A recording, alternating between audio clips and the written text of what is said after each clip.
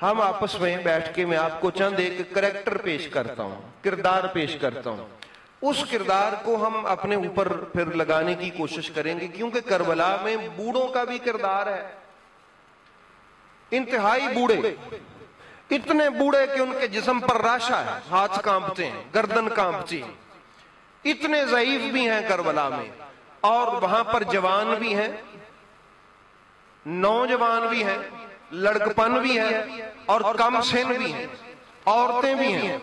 اور کربلا میں ہر کسی کا، اور غلام بھی ہیں، آزاد بھی ہیں، سب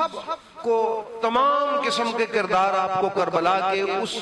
صبح سے لے کر عصر تک کے ایک مختصر سے وقفے میں نظر آئیں گے کہ ایک جوان آدمی کا کردار کیا ہونا چاہیے اللہ کے عشق میں،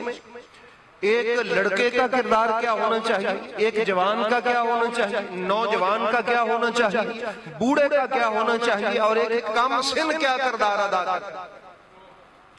دودھ پیتے بچے کا بھی کیا کوئی کردار ہو سکتا ہے، اور کسی کی بہن بیٹی جو جوان ہوں، باپ پردہ ہوں، ان کا بھی کوئی کردار ہو سکتا ہے اللہ کے عشق میں۔ تو یہ دیکھیں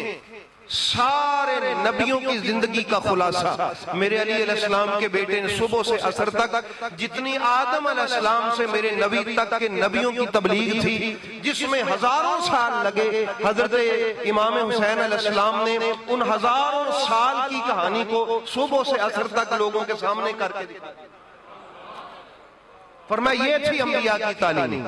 اگر کسی نے سمجھنا ہو کہ آدم سے لے کر محمد مصطفیٰ علیہ السلام تک نبیوں نے کیا کیا ہے، تو آؤ سیکھ لو حسین کے صبح سے عصر تک یہ کیا۔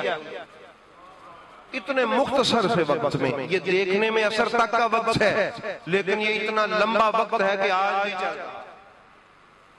آج بھی میرے حسین علیہ السلام کا سر نیزے پر ہے،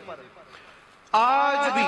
حل من ناصر ینصرنا کی صدائیں اور ان کربلا کی فضاؤں سے نکل کر ہمارے تک بھی پہنچ رہی ہیں کہ ہے کوئی میری مدد کرنے والا۔ آج بھی وہ یزیدی فکریں اور یزیدی قوتیں اور یزیدی سوچیں پہلے سے بھی زیادہ طاقتور اور عیار ہو کر حسینی اور مصطفی سوچوں پر حملہ آور ہونے کی کوشش کر رہی ہے۔ لیکن احباب گرامی، آج بھی میرے مولا حسین علیہ السلام کی تعلیمات ہمیں بتانا چاہتی ہیں کہ جس طرح میں نے ان یزیدی قوتوں کا مقابلہ کیا ہے، اے حسینیوں تم بھی ان کے سامنے ڈٹ جاؤ، تم بھی ان کے سامنے ڈٹ جاؤ، تم کبھی سرنڈر نہ کرنا، تم کبھی بھی اپنے آپ کو ان کے سامنے جھکانا نہ، وہ نفس کی خواہشات کی جو ہے بادشاہت کی صورت میں ہو یا دنیا کے کسی ظالم بادشاہ کی صورت میں ہو، اپنے آپ کو ان کے سامنے سرنڈر کرنا یہ حسینیت نہیں ہے۔ تو اس لیے احباب گرامی قدر آج میں حیران ہوں کہ ہمارے اہل سنت و جماعت میں ایسے ایسے لوگ پیدا ہو گئے ہیں کہ وہ یہ فکر دے رہے ہیں کہ کربلا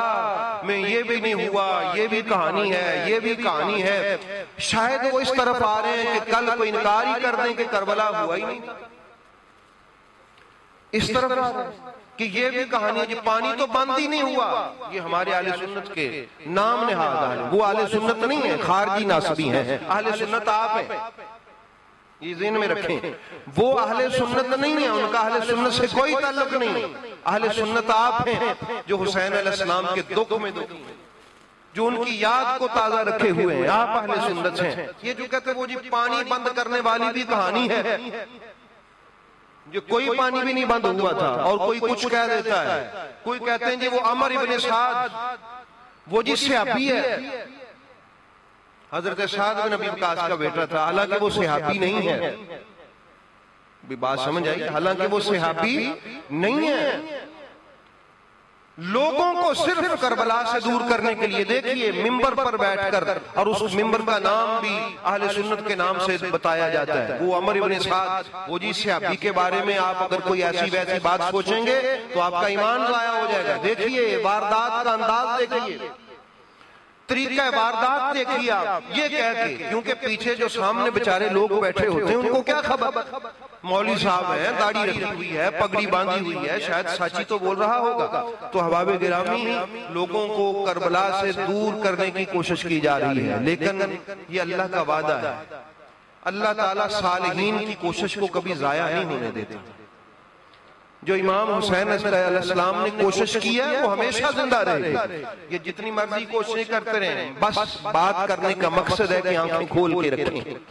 آنکھیں کھول کے رکھیں تاکہ اپنے پرائے کی پہچان ہو سکے. تو احباب گرامی بڑے مختلف پیرائیں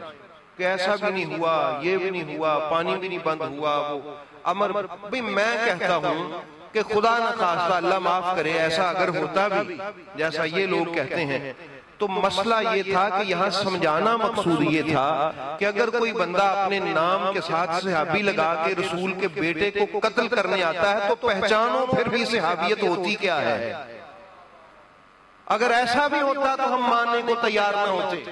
حالانکہ ایسا نہیں ہے نعوذ باللہ کہ وہ صحابی تھے، ان میں کوئی صحابی نہیں تھا. ہاں صحابیوں کی اولاد ضرور تھی. یہ توفیق ہے خدا جن سے لے لے ہدایت کی. یہ بھی ہمیں ڈرنا چاہیے کہ ہم تو جی بڑے عقیدت مند ہیں. یہ بھی بتاتا ہے، یہ حادثہ بتاتا ہے کہ عقیدت مند لوگوں کے گھروں میں بھی شیطان پیدا ہو سکتا ہے. خدا سے دعا مانگا کریں کہ مولا کریم جس طرح میری عقیدت ہے میری اولاد بھی عقیدت والی ہے. یہ کربلا کا حادثہ یہ بھی سکھاتا ہے مسلمانوں کو. حضرت سعد ابن ابی وقاص کتنے خیر والے صحابی ہیں، عشرہ مبشرہ صحابی ہیں. حضرت انس ابن مالک کتنے میرے نبی کے قریبی صحابی ہیں، خدمت گزار ہیں، خیر والے صحابی ہیں، اور ان کا ایک بہت بڑا بلند مقام ہے صحابیت میں. لیکن جب بدبختی آڑے آتی ہے ان کی اولاد پر تو پھر وہ بدبختی نہیں دیکھتی کہ یہ کس کا بیٹا ہے. پھر وہی سنان ابن انس امام حسین کا گلا کاٹ رہا ہوتا ہے، جس کے باپ نے ساری زندگی حسین کے بابا محمد مصطفیٰ کی جوتے اٹھائے، ان کی خدمت کی ہو. تو یہ کربلا کا یہ حادثہ ایک دعا مانگنے پر ہمیں توجہ دلاتا ہے. وہ عقیدت رکھنے والوں اللہ سے گڑ گڑا کے دعا مانگا کرو کہ مولا کہیں ایسا نہ ہو کہ ہم تو عقیدت والے ہیں، ہماری اولاد میں کوئی ایسا پیدا ہو جائے جو حسین علیہ السلام کو ماننے والا نہ ہو، جو نبی کے گھر کا باغی ہو، جو نبی کے گھر سے دور ہو. کوئی مسئلہ سمجھ آیا؟ یہ حادثہ ہمیں درس دیتا ہے کہ اللہ تعالیٰ سے ڈر جائیں، خدا کا خوف دل میں رکھیں اور دعا کے لیے ہاتھ اٹھا دیں تہجد کے وقت اٹھ کے سر سجدے میں رکھ کے کہ مولا ہم نے دیکھا کربلا میں ایک بہت بڑا حادثہ، تیرے نبی کے خیر والے صحابہ، تیرے نبی کی عظمت والے صحابہ، تیرے محبوب کے بڑے قریبی صحابہ، ان کی اولادوں پر بدبختی اگر چھا سکتی ہے تو ہم کس کھیت کی مولی ہیں؟ ہم اگر عقیدت مند ہیں تو ہمارے گھر میں بھی کوئی ایسا پیدا ہو سکتا ہے. تو اس لیے احباب گرامی کوشش کریں کہ ہم اپنی اولاد کو محبت اہل بیت کا درس دیتے رہیں اور پھر اللہ پہ چھوڑ دیں، پھر ان کا مقدر جانے اور خدا جانے. اپنی کوشش پوری کریں. ایک تو کربلا کے اس پروگرام سے یہ بھی ایک درس ہمیں ملے.